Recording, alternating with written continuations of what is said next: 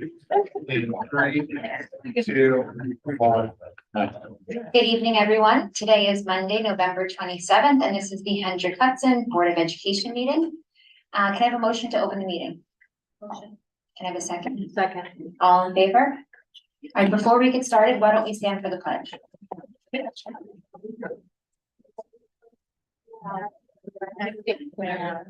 the republic for which stands one nation under God, indivisible, with liberty and justice for all.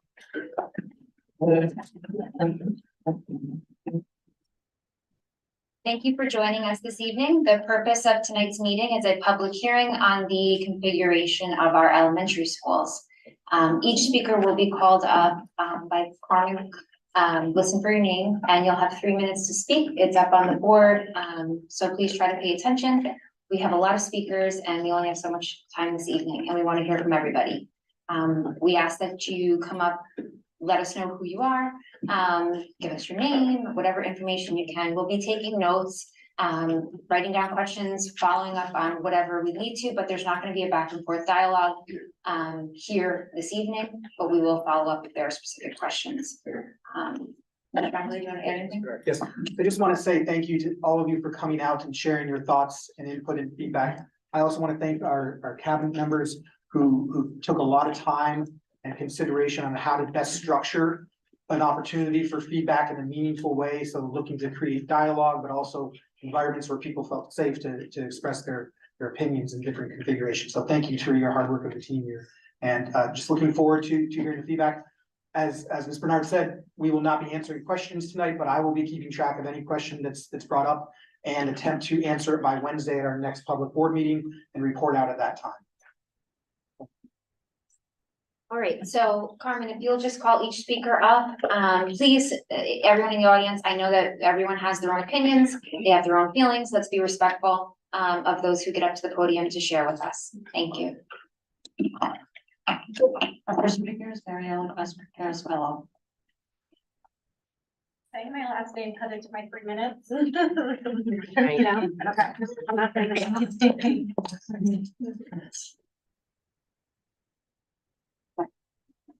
I have stated my feelings over and over again for the last 3 exhausting years. This was the year that I lived it, having 3 elementary schools. No matter how many times people tell me it's not a big deal, it is a big deal, especially if you want to be an involved parent during these precious elementary years. I consider myself to be a very involved parent, but the bottom line of this current plan is that I either have to disappoint one of my children or my employer. It is impossible to be in 3 places at once without affecting my job or my children. When I chose to do 1 picture day at BV and 1 picture day at Furnace Woods, my little guy at FGL looked at me. Mommy, why didn't you come to my school? It is times like these where I realize how valuable a K-5 school is. Yes, I know we will never get our K-5 schools back, but I beg and plead with you, do not make parents of multiple kids live through this model again. And everyone should know that this is not a selfish plea. Our current model would actually put both my girls 90 seconds away from me next year. I speak for future families. I attended a district meeting recently, and as I looked around the room, most of the working sheets said the same thing, and that was parent involvement as a goal to strive for. It truly is hard to be involved parents when juggling 3 elementary schools. I say elementary because they differ from middle and high school. Again, these are the years that they still need us and want us for that matter. Moving on, I love that Plan B gives children the opportunity to come together before middle school. I do not object this, but I know in my heart that K-2 does not need this. Studies show that from ages 3 to 6, friendships are considered momentary playmates. They still do not fully understand what friendships are.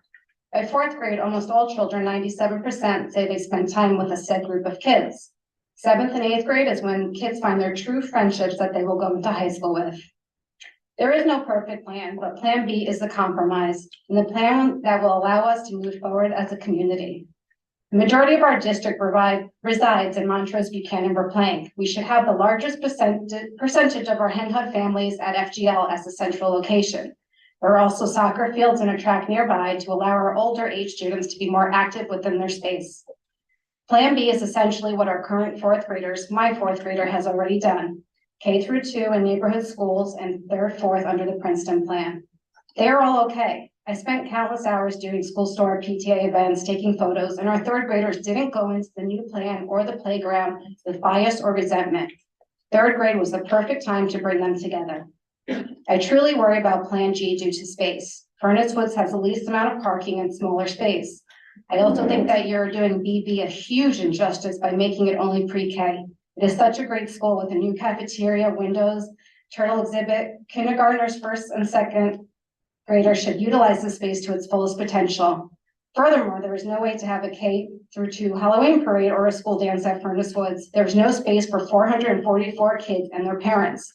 And if our population grows with new housing, we are back to square one, reevaluating plans. Capital projects, aka extensions, take time and will not happen overnight, especially on a swamp. Thank you.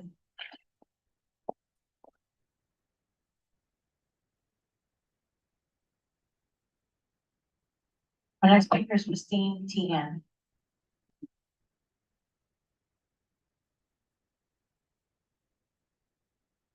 Good evening. I want to say thank you for providing this forum for us. It feels a lot more productive and educational than last year's forum, and I just appreciate the amount of opportunities we've had to be in a room with other parents and other teachers. I've gotten to know a lot of people through these forums, and I really appreciate that. I've been to all of them, and I haven't learned anything compelling enough to make me feel like we need a change for September 2024. But I want to discuss some of what I've learned and questions I have. First of all, the amount of transitions is certainly an understandable concern. But if we were to make any change, either Plan G or Plan B for the upcoming school year, then more than half of our elementary school students would be making a change for the second or third year in a row, and then would have to make another change for a third or fourth year in a row. And I just don't see the reason why that should happen. That talk about toxic stress and transitions. So that is a concern. Also, what principal would be in what building, who is teaching what and where. There's just so much up in the air if we make a change for this upcoming year. I've expressed my other questions in the smaller groups. With Plan G, as people have mentioned, there's no room for growth. We have multiple developments going up in the district right now. How are we planning for bringing more families into the district? Especially if we offer pre-K3, which sounds amazing, please don't get me wrong, but where are those kids going when they get through the pre-K program? How much will it cost to fully repurpose BB? What will happen to the ELA pilot if the teachers in K2 are separated, or even if they're changed around? I think that's a really important issue to discuss, since they're piloting this and they're spending the time and money. Next year should be devoted to getting those elementary school teachers trained in those new curricula, because early literacy skills should be paramount in these decisions. If it is decided based on all the facts and data you receive that a change is best for our district, my plea is that you hold off. If you vote for Plan G, whatever it might be, can you wait until September 2025 or 2026 to implement it, so we can talk about things like where principals will go, where teachers will go, how we'll transition them. The board can present periodically to parents and caregivers so that we all have more of a peace of mind going into that. Elementary school teachers can get more fully trained in the new curriculum that they're going to teach. The board can plan for infrastructure issues that exist. How are we going to use our budget? What are we putting into the bond that's coming up? We can make a proper plan to roll out pre-K3 and the expansion of 4, considering that if funding goes down, that's one of the first things to go. There's just a lot, and the data meeting that everybody was able to go to that I wasn't, but I did catch up on it, made it very clear that there are priorities that they take time to solve for, and that the most pressing is the education of our children. Thank you.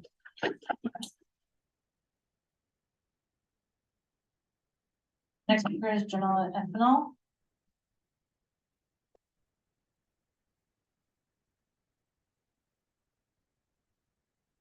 Good evening. Thank you, everyone, for allowing us to take this time.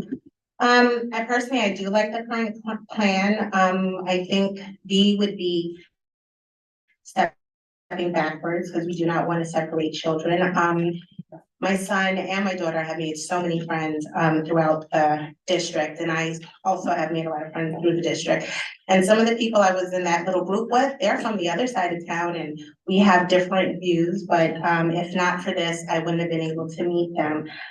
My question is, how much more time are we going to spend on this loss of learning through this restructuring?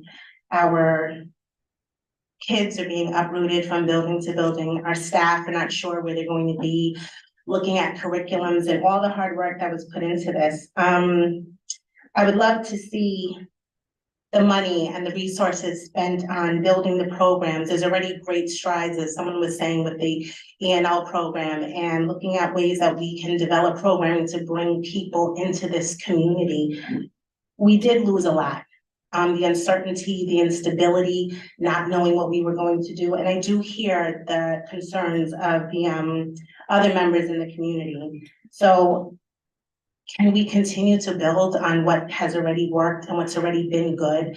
Are there other creative ways that we can look at other districts or other nonprofits? I mean, is there anything that we can do in order to enhance the success that's already been made? I just think we've made a lot of strides, and I would hate to see our kids having to suffer because as adults and as professionals and as educators, we can't come to common sense decisions. Because again, we're not just looking at 1 or 2 years, we're looking down the line. And as I've said several times before, I believe we can do this if we do it sensibly and everybody puts in a lot of consideration as to how we can do this responsibly for our children. My kids are happy, their teachers are phenomenal, the systems and structures, the programming is great. And I just don't want us to miss out on this opportunity and waste more time and resources. And I do agree that we need to maybe spend a little bit more time to think about this. Thank you. Thank you.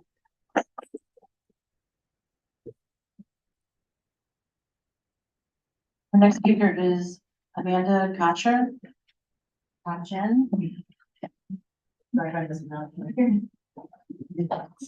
Good evening. Thank you for earlier with the breakout sessions. I thought that they were really helpful, really productive, being able to talk in smaller groups with other parents, teachers, and board members as well. I thought was a really great use of time. So I hope that there will be more opportunities for that. I think for me, one of the biggest concerns I have and the options that I want to consider are the ones with fewest transitions. There's plenty of data to show that really the key to student success, there's a lot of things, but consistency and stability. And I say that as a parent, and I say that also as a school counselor myself, where I see the fewer transitions we have, the better. Got more opportunities for kids to be role models and to have someone to look up to, for somebody to strive to be, and also leadership opportunities for the older kids. It makes a big difference whether you're 7 years old being a role model, or whether you're 10 years old being a role model to someone who's a few years younger. I don't think that there's that opportunity for cross-grade leadership within the Princeton plan, which I think is vital to growing leaders as they move into middle school and high school. Parent involvement, I know, is something that's been talked about a lot. I have 3 kids, 5, 3 in a year, and there's going to come a point where I'm going to have 3 different kids in 3 different high schools. And while I realized that it was my choice to have 3 kids, I don't think that's the answer. And that is feedback that I have been given. And I was honestly really offended by that. So building familiarity is another thing as well. Our students get to know the teachers, they get to know the staff, they get to know the buildings that they're in. My daughter talks to me about the bus drivers, the bus monitors. She talks to me about the gentleman in the cafeteria who helps her open her yogurts if she can't. You know, I think that those little things make a big difference in their day-to-day. And it's exciting to hear about it as well. Being able to see teachers that she has had, perhaps, you know, I'm thinking about next year when she'll be able to see, oh, I see my teacher over there. Like, it was really great seeing them in the hallway, giving them a hug, things like that. I'm worried about how many kids are going to be in a class that she knows next year. I know people have said you can choose 1 or 2 kids, but kids are kids. They want to have groups of friends. They play together. So being able to really just choose 1 or 2 kids to be in a room with for a year doesn't make sense to me. It'd be nice to have a bigger cohort. Another thing that I've heard a lot in these meetings is that kids are resilient and kids will be fine. And yes, kids are resilient and kids will be fine, but I think they deserve better than that. They deserve us to fight for them and what's gonna help them grow as individuals, and also as a community. So please consider, something that is gonna give them opportunities for growth. I know there's a lot of conversation. This is not a decision that you guys are making lightly, and a decision is inevitable, but to have a decision made in a week, do you really feel that you're prepared to make that? It doesn't seem like a lot of time to make a decision. So if there is an option to delay the choice in which one you're making, if there's an option to delay when this move is gonna happen, that would be much appreciated. Thank you.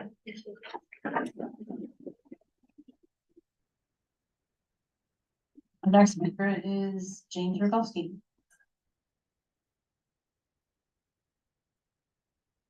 Hello, I'm James Rogowski. I am an English teacher at the high school and the HHCA president. Esteemed members of the Board of Education, Superintendent Trombley, and members of the Hendrick Hudson District Administration. First, a thank you. After last year's extreme rancor, relations between the HHCA and the district have improved greatly. I believe that is owed to both parties working concertedly together to improve our schools. Teachers are excited to again be part of the decision-making process. Our input and feedback will pay dividends by encouraging and supporting teachers in continuously honing their craft. This will undoubtedly foster deeper connections and make the student and family experience better. This year, we welcome the return of the curriculum and professional development committees. In September, teacher-led workshops were a huge hit among staff as we came together district-wide to share best practices for the first time in nearly a decade. This had an energizing effect, and we look forward to creating, collaborating on, and delivering more reciprocal professional development opportunities. Our professional and intellectual energy, when harnessed, is a powerful, positive force. I do not bemoan the difficult decision you have before you. We are pleased you are considering plans that will adhere to the best tenets of the Princeton Plan. We hope that whatever is chosen is financially feasible and long-term. We simply ask you this: whatever you choose, please make the HHCA a partner in the process of any change. The logistical realities of these changes are daunting and respectfully are deserving of our input and guidance. An elementary school teacher's classroom acts as another educator of the class. It allows for students to experience the full effect of our teachers' nurturing and inspirational powers. It's not so easy as just packing up and moving. There is a lot of stuff in those rooms, placed just so, playing its part. Teachers will need time, help, and positivity to feel fully respected as professionals and be able to quickly adapt to another new reality foisted upon them in a very short time frame. They prize stability. Thank you for listening. We look forward to continued collaboration. Thank you.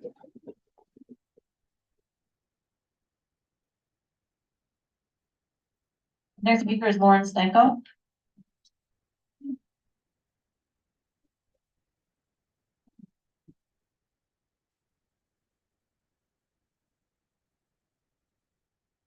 Hi, you have heard all my personal struggles due to the Princeton Plan throughout the last few forums, Facebook chat groups, and emails, so I won't go on about that any further. I think the entire community is well aware of how stressful and near unmanageable this has been for families who have multiple children in different elementary schools. So moving on, here are my questions for you all. What is the top priority for a solution? Initially, we were told it was cost savings, and we know now that is not true. What are your criteria to help you make a decision? What is the overall goal you wish to accomplish with any of these plans? Some plans seem to offer more academic success than others. And as we all know, equity and equality are important, but even with this current plan, things are not equal. Classes are not doing the same work, and the kids are not getting the same academic experiences. They are not even getting the same social experiences, especially the second grade who have already changed school buildings 3 times and some of the 4th grade as well.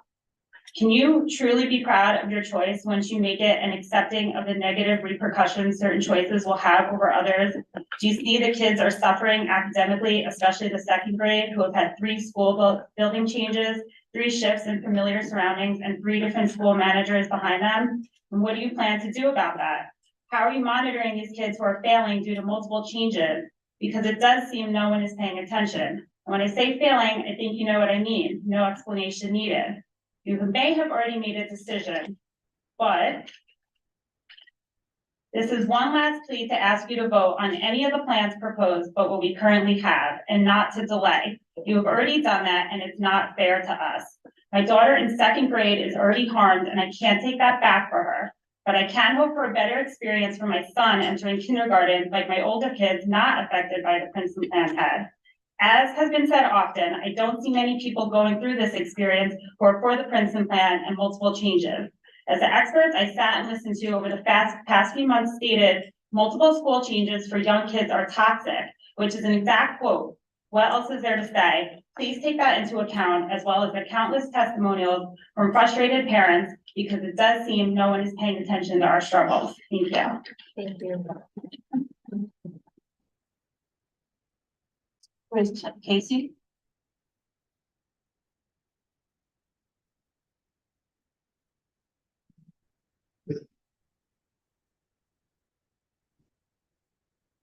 Good evening. Thank you for allowing us to speak tonight. Most of you know where I stood or where I stand in terms of what I wanted. I think I've come to terms with the fact that K-5 is gone. And like Dr. Lauro, who's admitted he's changed over the last couple of months in terms of his thinking, I think I've come around as well. And I want to talk about the latest plan that I heard, Plan G, which makes a lot of sense. And I've said from the beginning, whatever plan it was, yes, I was in favor of K-5, but I was willing to accept what we have right now if you could make it make sense, right? The bus problem, the lack of cost savings, so on and so forth. We know what the objections were. And just for the record, and no disrespect to Dr. Lauro and Ms. Gilio, the transportation issue has not been fixed because it can't be fixed just because of the size and the geography of the district. But when you come now to Plan G, it makes a lot of sense.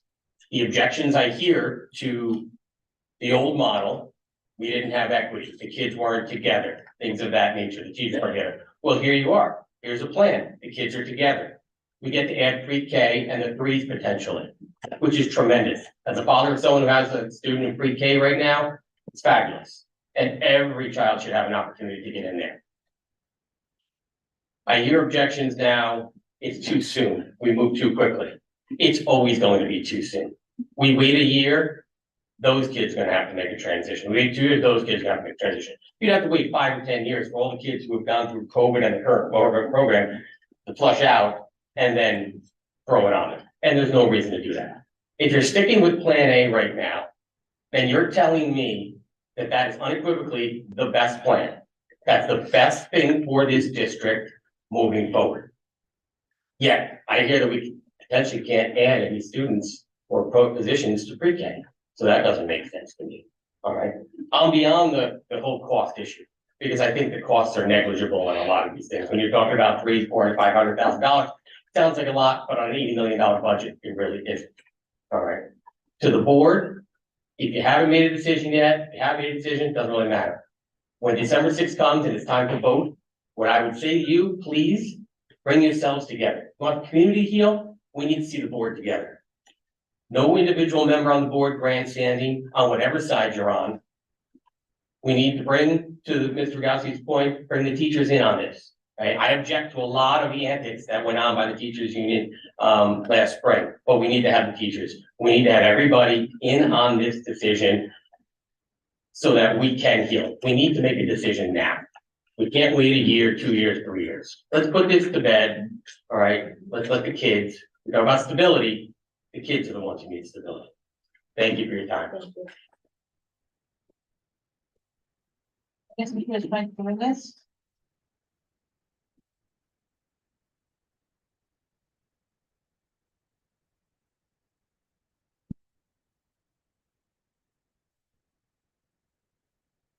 Good evening, everybody. I just want to thank the board for allowing us to have an open process. Also want to thank the teachers for coming. It shows how important our children are to them. So I appreciate you guys coming.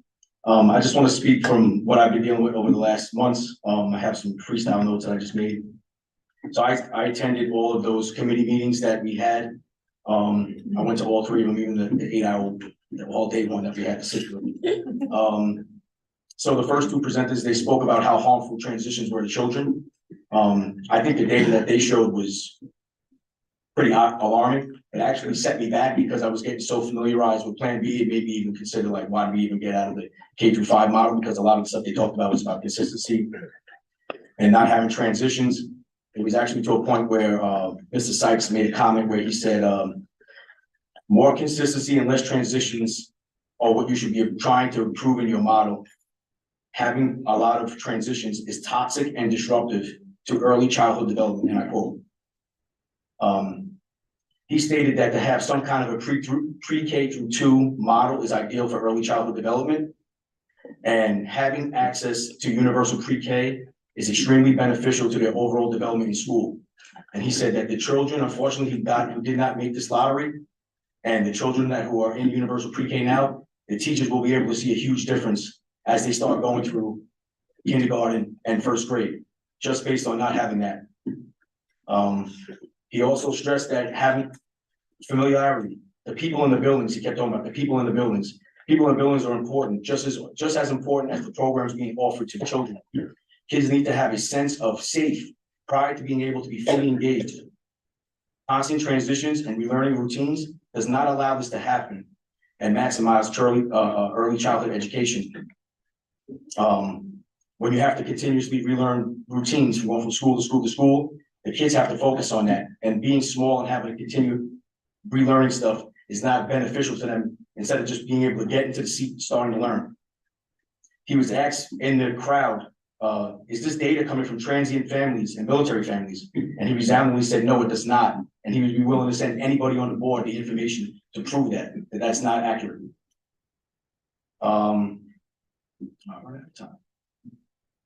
Just real quick, I went to the 3rd session. I thought it was very alarming. I was able to read some of the responses back from the children. The Furnace Woods kids, I thought was hilarious. How they talked about how unhappy they are being in Furnace Woods, that the school is so small, the desks are too small, the bathrooms are ridiculous. Those are the comments that came back from the kids. I hope you guys have an opportunity to read them. Personally, I personally still like Plan B. I can see the pros for Plan G. I still to this day do not see any pros with the current model that we have. It's been very hard for me to adapt to it, and I'm hoping that you guys are open to making a change. Thank you. Thank you. Ms. Nancy Hennigan.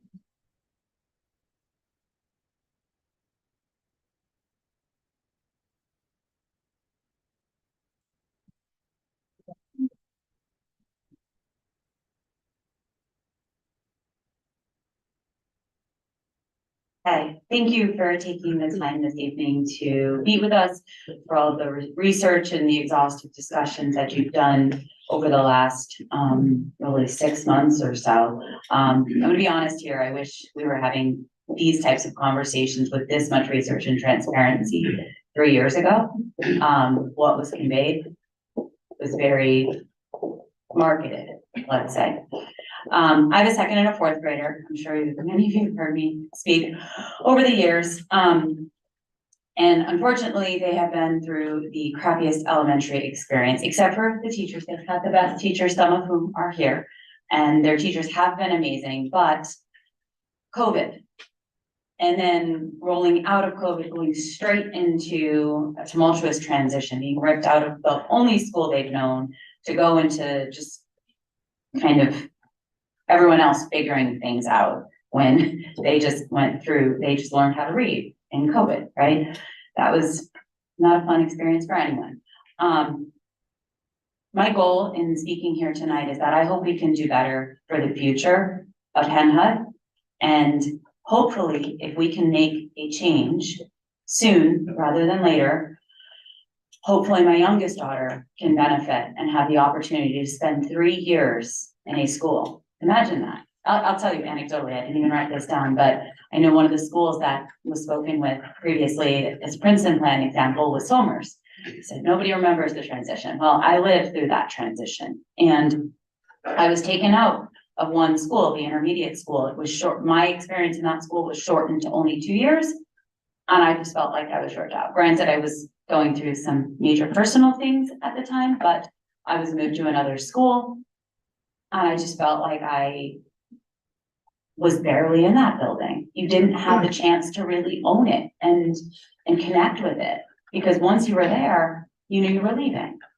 Long term, I want to make this district a destination for the families, where they come for the experience, the education, the model that we have. Longer term, children need fewer transitions. Children need to build meaningful relationships with trusted adults, ones that last year over year in a place and they feel safe and stable. I'm a Girl Scout leader, two truths actually. And recently in speaking with someone at Girl Scouts USA, they pointed out that a single biggest success factor in Girl Scouting is these girls building relationships with trusted adults outside of their family. With transitions every 2 years, we've taken that opportunity and factor away from the children in our community. Since K-5 is off the table, please move these to one of these models with 3 years per school. I know it'll be hard for my 4th grader because she would have to move again, but I do believe it is the right thing long-term to reduce the number of transitions for these students. And hopefully they can have friends. Sorry. Thank you. Thank you. There's Darren Kissinger.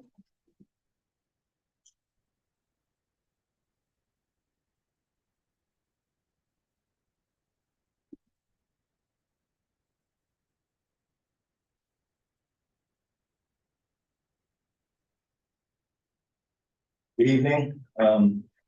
Many of the people in the room know I am the physical education teacher at Buchanan Verplank School. I am also the instructional leader for PE and health grades K-8.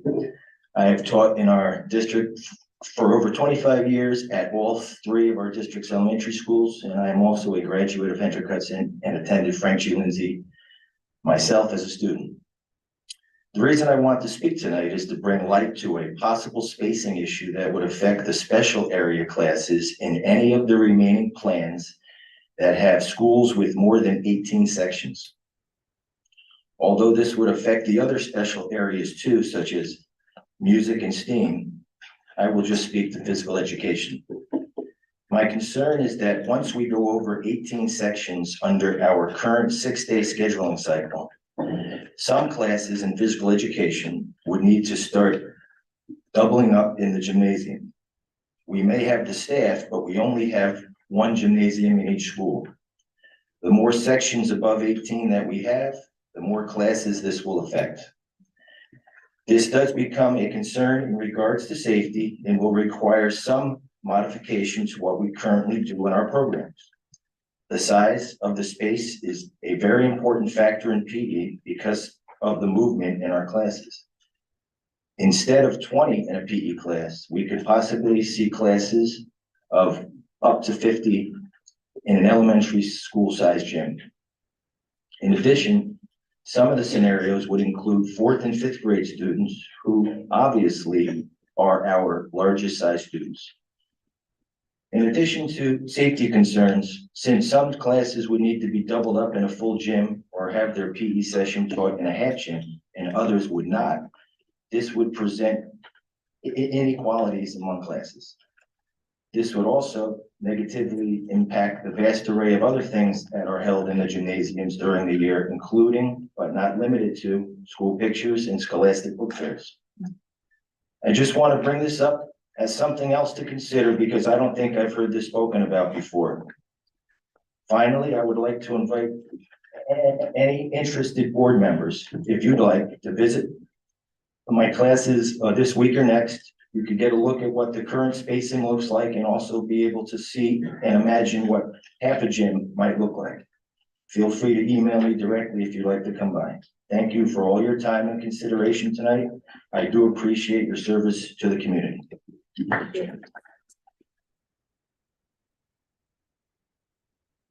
Mary Landry.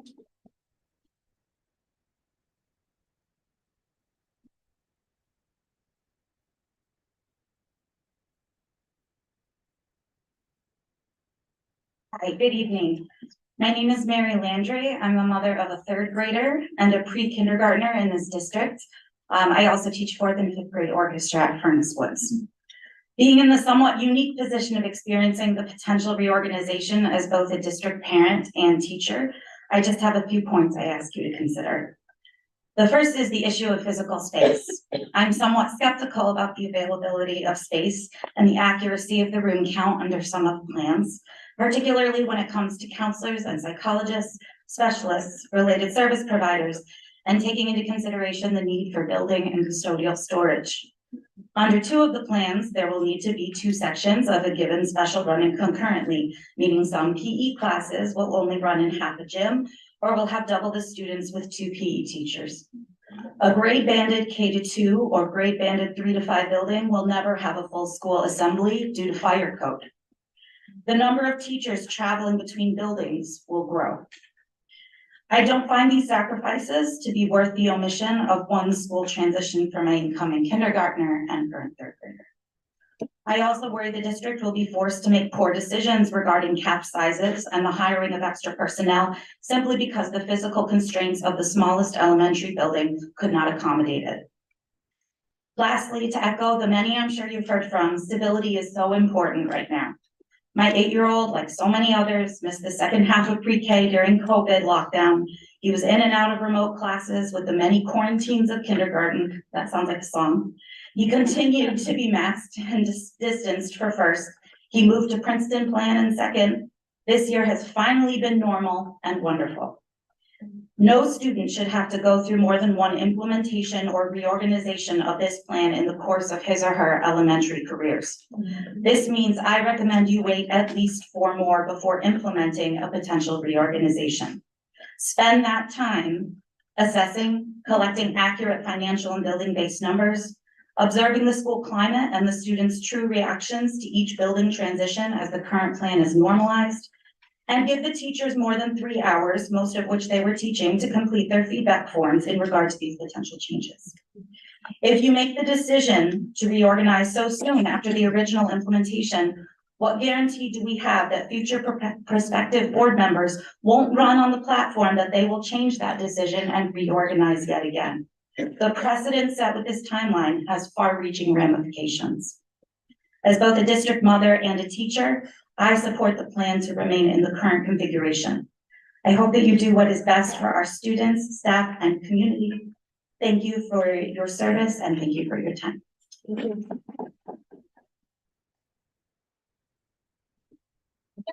Steve Johnson.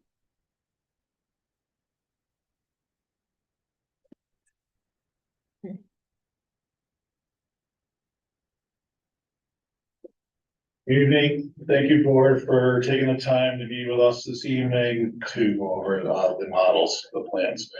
So as most of you probably know already, I'm for keeping as is.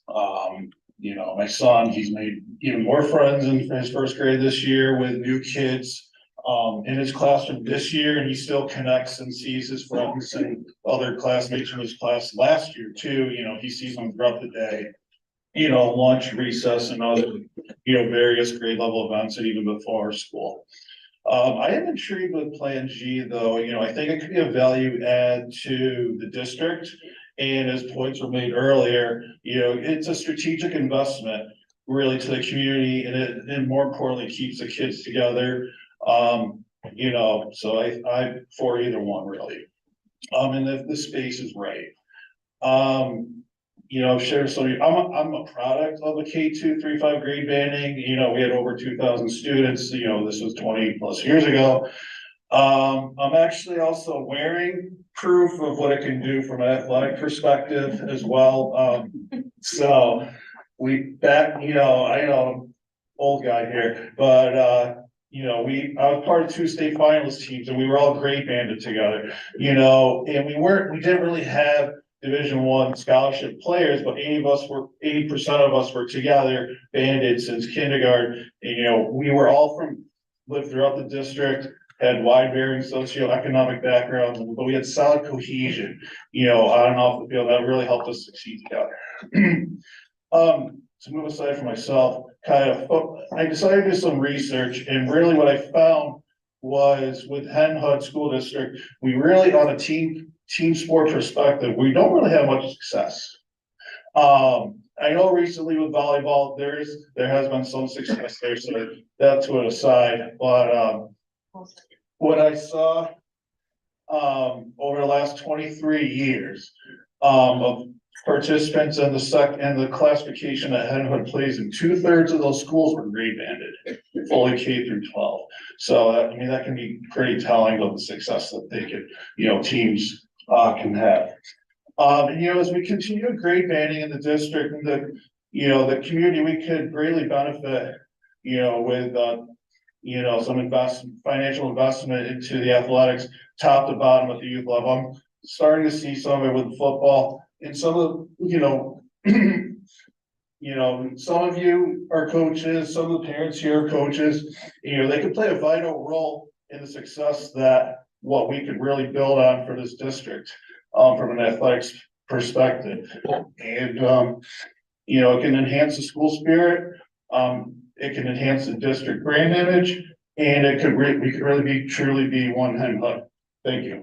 Thank you. Next speaker is Claire Hersberg.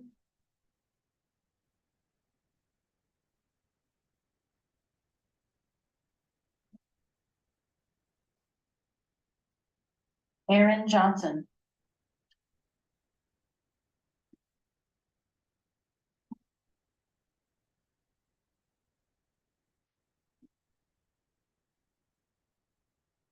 First off, appreciate the public forum opportunity for public feedback. Understand you're all trying to fit a lot of square pegs into round holes.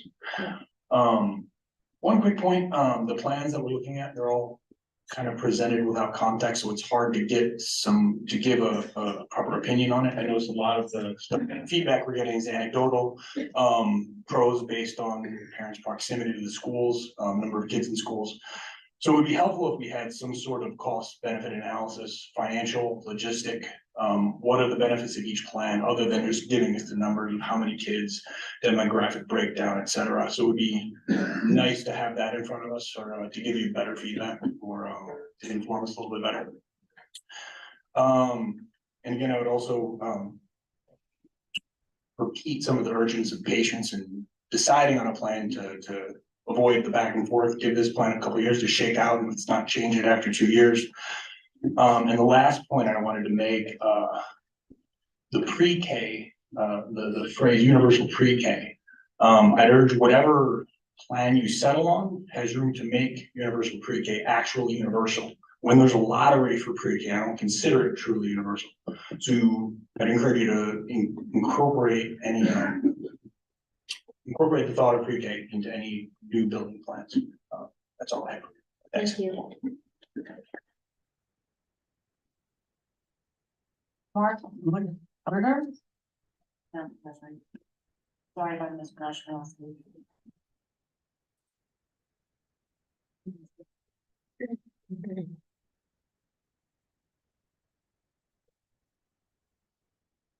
You hear me? Right. Hello, name's Mark Woodger, parent of 3 kids. And the change to go to the Princeton plan affected us greatly. I'm no fan of it, to be honest. I believe the previous decision was flawed, and to do nothing now would be another error. The logistics of 3 kids in 3 elementary schools is a nightmare. And even though that has passed for me now, as I have 1 child in middle school, some of the challenges remain, and I do not think that those challenges that parents face can actually be solved around buses, etc., as others have articulated better than I. Looking at the other 2 plans, I see benefits of both, but pleasingly both have what I would describe as the main benefit that the Princeton plan has afforded, and that was bringing all of the kids together before the 6th grade and middle school.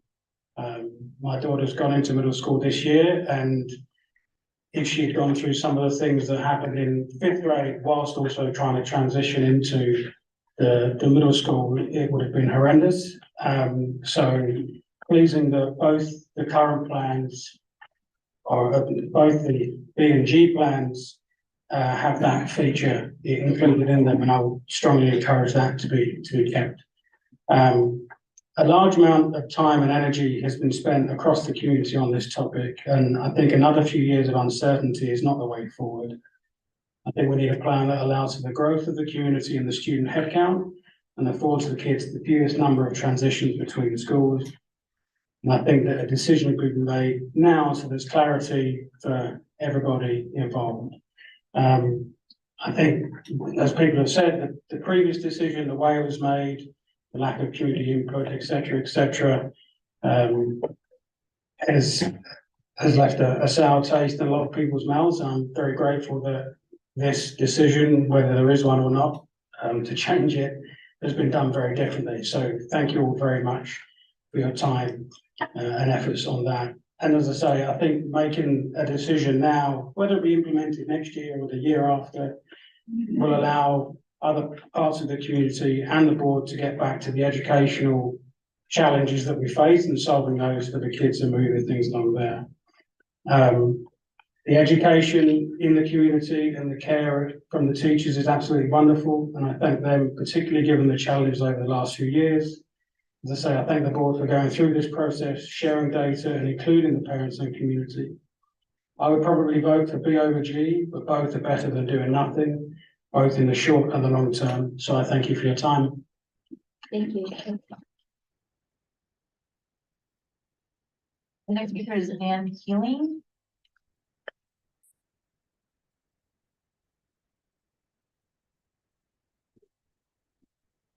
Hi, yes, I'm the parent of two kids who will enter the school district over the next couple of years. I just want to express my frustration that the board has decided to eliminate over half of the plans before having this meeting to gather feedback from the community. That's very frustrating. And that, you know, you're gathering our feedback now and that you're planning to take the decision within 8 days. So it doesn't seem like there's a lot of time to digest any feedback that's being received here. Frankly, where I'm coming from is, you know, I would prefer Plan C, going back to the neighborhood schools, but since that's already been ruled out as an option, my support would be for Plan B. But what I really want to know is, you know, what is it that we're looking to achieve with whatever decision that we're making? At no point over the last several years have I seen concrete objectives that the board or the administration could be measured against, be these financial. I think that was the closest thing I think that we saw to a concrete objective. Was originally this was supposed to, you know, save significant amounts of money. Obviously did not. But since then, you know, there's been no presentation of any concrete objectives. Are we trying to solve financial issues? Okay, well, what is it that, you know, what is the specific objective you're trying to achieve in choosing a particular plan? Okay, are these around diversity, equity, inclusion objectives? Okay, well, where is the gap? Is there an educational achievement gap between different socioeconomic groups? Great. What is that gap? How does each plan address that? And what sort of improvement percentage-wise in terms of test scores or whatever else that we are looking to achieve so that we can see what it is that we're getting from any of these options. Finally, I just want to say, you know, I have a couple concerns that I want to mention around a couple of the plans. With regards to the Princeton plan approaches, that's Plan A and Plan G. I do have worries about having, you know, 7 sections, at each grade level. With the kids all being in the same school, there's the risk, I feel like there's a very obvious risk of between each transition, kids not winding up in a classroom where they know anybody over and over again. That's not an issue with community schools, but when you have, you know, 7 sections per grade, that very easily, especially if it's just random assignment, for that to happen. So what's being done to address that? Finally, with regard specific to Plan G, as I see it, looking at the numbers, it looks like there's no room for any additional capacity in Furnace Woods. It's, you know, 0 free classrooms. And then finally, there were some ideas specifically around taking in delinquent students from other districts. We're taking in school children is very transparent about whatever decisions are made around that. Thank you. Next speaker is Jennifer Ravala.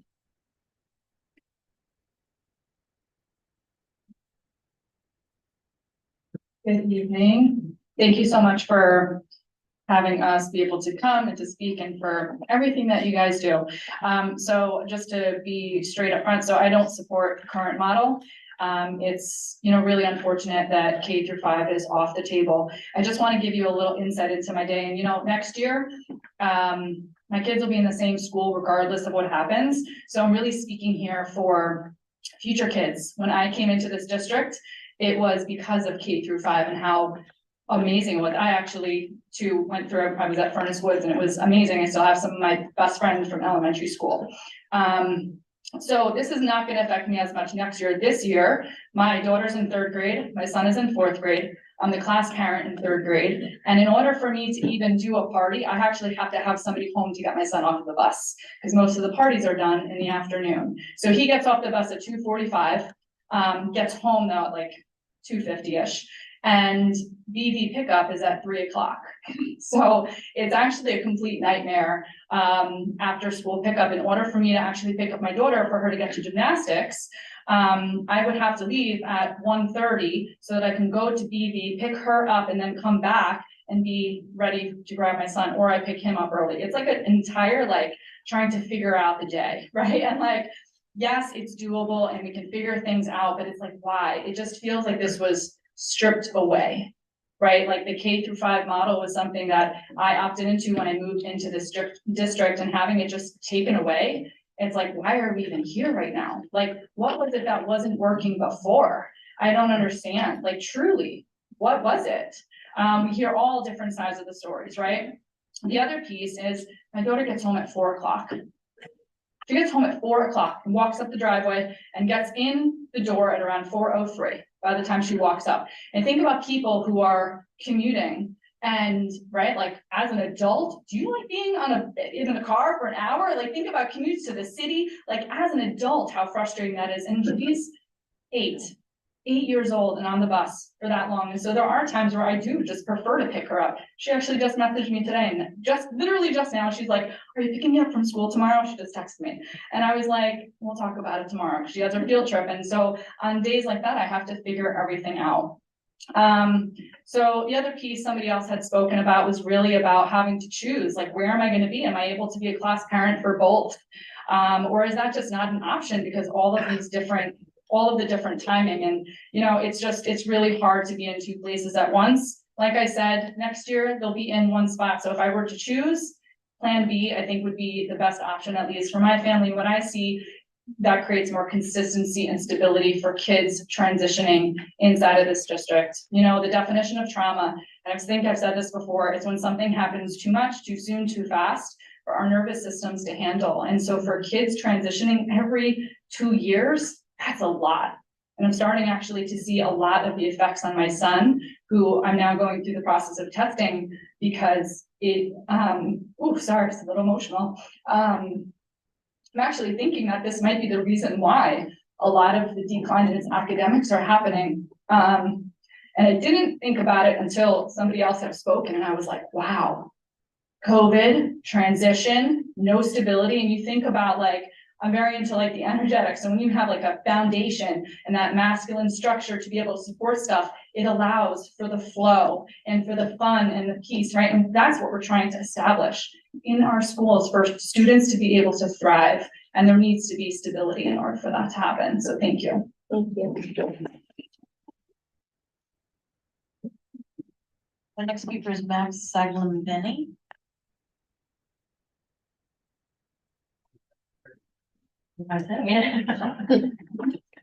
So start by saying that I appreciate how prepared everyone here is today, because I'm woefully unprepared. As I told a few of the board members, this is my first meeting and I just wanted to get the lay of the land. And based on conversations I've had with other parents in the district, I assumed that going back to the K-5 model was still on the agenda. Apparently it is not. And that is very disappointing to me. As someone who moved here in 2019 based on the K-5 model and moved 2 minutes away from the school where I assumed my kids would be going, that's no longer the case. And that option was taken away from me before I even had a chance to put my kids into a school. They're both 3 and 1 right now. We're going to be transitioning into the kindergarten and PK hopefully soon. And that, again, that option was just taken away.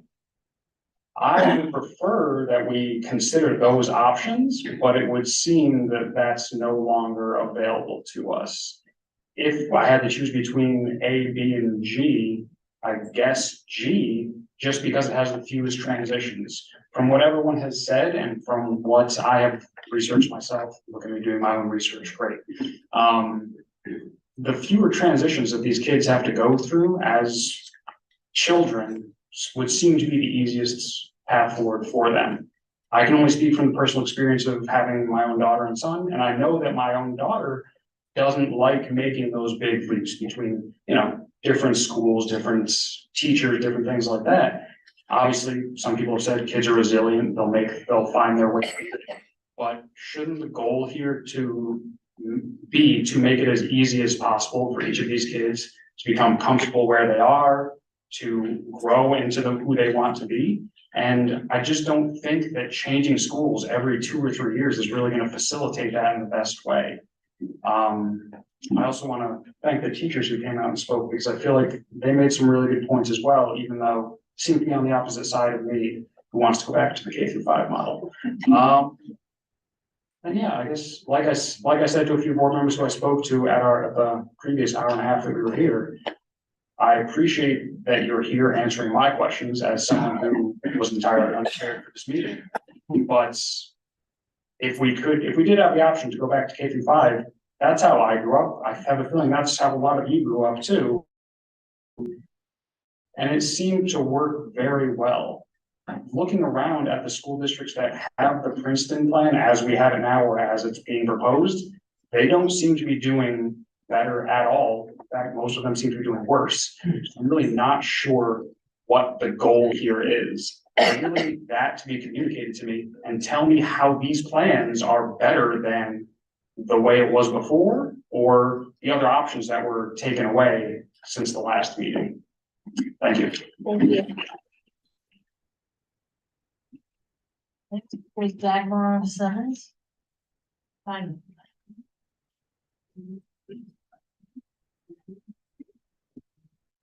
I think I'm the antique in the room. I started in this school with 5 kids in '69, and now my last grandchild just graduated from the high school, so I'm done. But I'm really interested in what I feel the kids need.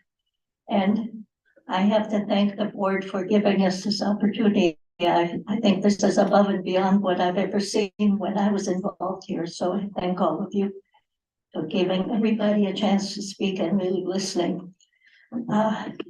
My interest is, let's keep what we've got for now and at least try it and get some bugs out of it, because I'm sure little things can be done to make it more feasible to some of the people that are having troubles. But I cannot see where a school that is geared to little kids with all the playground equipment, all the libraries, everything geared to that age, where they don't have to worry about older kids picking on them. To me, that is a big plus. And then it can be more exciting to go to the next school because they got these bigger playgrounds and bigger computer programs and all that. Looking back, we didn't have the choices and some horrible things were done, like streets were split. This kid goes to that school and this side of the school, it goes to a different school. We never had a choice. So you guys don't know how lucky you are to have this chance to be heard. And I also am hoping that you will give this chance and keep going and iron out the bugs with what we have. And if the parents support their kids and don't gripe and complain in front of the kids, maybe the kids will be happier too with what they get. Because a lot of the feedback that comes about kids is encouraged by parents and it can be stopped.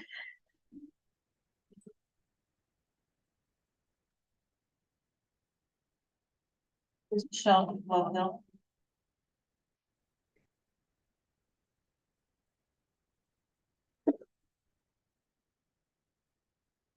Hello, I want to thank you all for all the work you're doing and for taking the time to listen to us this evening.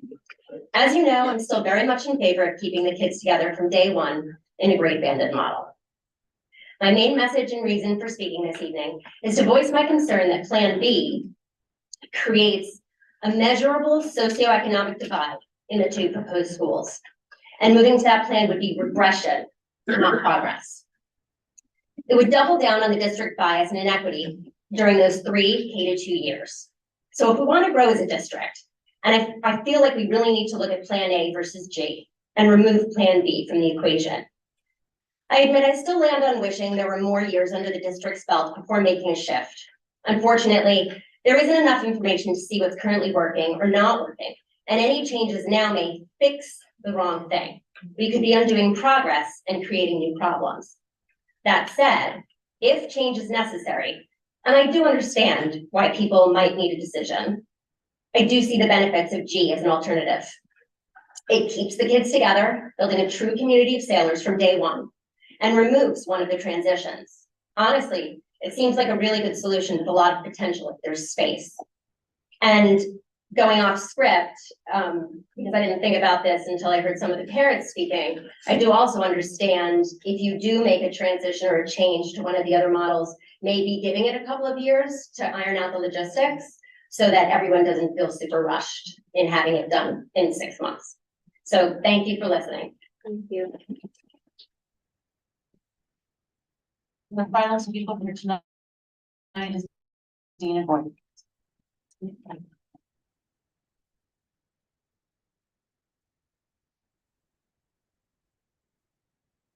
I have no remarks planned for tonight. I'm actually working on our silent auction, so I'm gonna pitch it right now. For those that don't know, the PTA will have their silent auction being run from Tuesday to Saturday next week. So please come out and please participate. We have great school experiences, and thank you to all the teachers that are here tonight who have raised their hand to volunteer their time to be a part of that. So that we can continue to raise funds and continue to support enriching activities and programs within the school. As a co-president of our PTA, I'm very tired because I do a lot for our community, and I've done a lot for the past 5 years. And what I will say is that we need more parents involved, and we need you to come out. As much as you're not sure why or how, we do need you because the small group keeps getting smaller and smaller, and we don't have enough parents to continue to do what we want to do for our children. With that said, Plan G, do not do it, do not do it, do not do it. Do not put modular classrooms at Furnace Woods. Do not put us at capacity there, and do not put those little children through an experience that will not make it an ideal environment that creates a stable and safe one. Do not do it.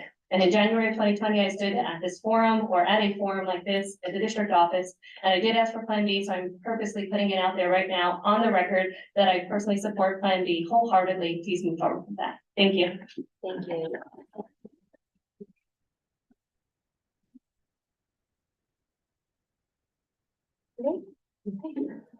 Thank you all for being here this evening. We do have a board meeting on Wednesday of this week, which is the 29th of November at 7 p.m. at Furnace Woods. We're hosting it there because the board will be, the board will be touring the facility as part of our educational process and decision making. So that's this Wednesday, 7 p.m. at Furnace Woods. Actually, I'm sorry, it's technically 6 p.m. So we'll sit down to do business at 7, but at 6:15 we'll open the meeting to take our tour. Have a great evening. Thank you for joining us. Can I have a motion to close the meeting? A second? All in favor?